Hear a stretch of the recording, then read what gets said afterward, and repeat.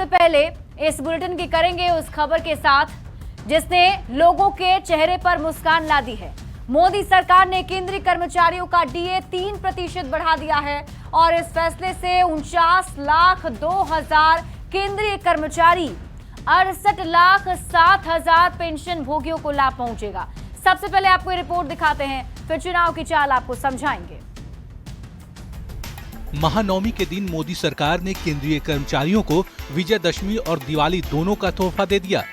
मोदी सरकार ने केंद्रीय कर्मचारियों का महंगाई भत्ता 3% बढ़ा दिया है। प्रधानमंत्री नरेंद्र मोदी की अध्यक्षता में हुई केंद्रीय कैबिनेट की बैठक में महंगाई भत्ता 3% तक बढ़ाने का फैसला लिया गया। अच्छी बढ़ोतरी है ये, और करीब करीब 49 लाख एम्प्लॉइज और 69 लाख पेंशनर्स को इसका सीधा लाभ मिलेगा। देश भर में बहुत ही अच्छा इसका इम्पैक्ट रहेगा। 3% डीए बढ़ाने के बाद अब कर्मचारियों का महंगाई भत्ता 55% से बढ़कर 58% हो जाएगा।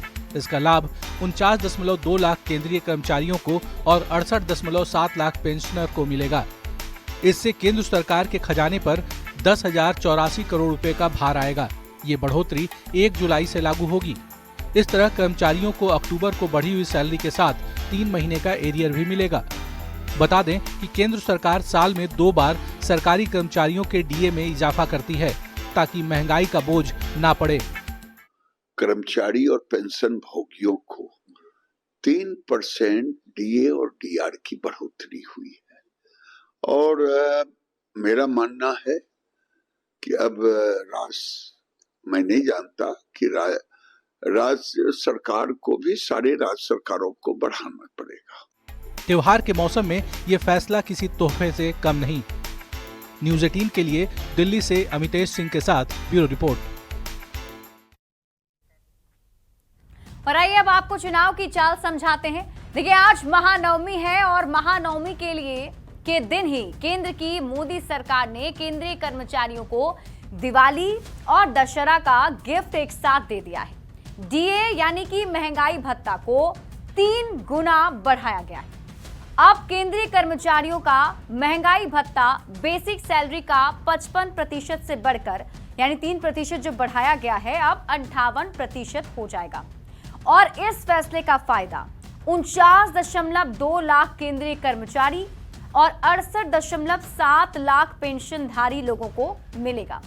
इस फैसले से केंद्र सरकार के खजाने पर कितना अतिरिक्त प्रभार पड़ेगा? देखिए, करीब 10,084 करोड़ रुपए का बोझ बढ़ने वाला है। अब आपके मन में सवाल आ रहा होगा कि केंद्र सरकार डीए क्यों बढ़ाती है और कब बढ़ाती है। तो आपको बता दें कि सरकार का यह फैसला कर्मचारियों को महंगाई से निपटने में मदद के लिए की जाती है। और आपको यह भी बता दें कि साल में 2 बार महंगाई भत्ता यानी कि डीए बढ़ाया जाता है। अब आप चुनाव की चाल तो समझिए। बिहार में इसी साल विधानसभा का चुनाव है और कुछ ही दिनों में चुनाव की तारीखों का ऐलान भी होने वाला है। चुनाव से पहले सरकार ने महंगाई भत्ता बढ़ाया है, तो ऐसे में इस फैसले का चुनाव पर भी असर पड़ सकता है, क्योंकि बिहार में भी केंद्रीय कर्मचारियों की काफी संख्या है। अब 3% डीए बढ़ने का फायदा यहां के कर्मचारियों को भी होगा। महंगाई भत्ता बढ़ने से केंद्रीय कर्मचारी बढ़िया से अपना त्योहार मना पाएंगे। कर्मचारियों की खुशी का असर चुनाव पर भी पड़ सकता है।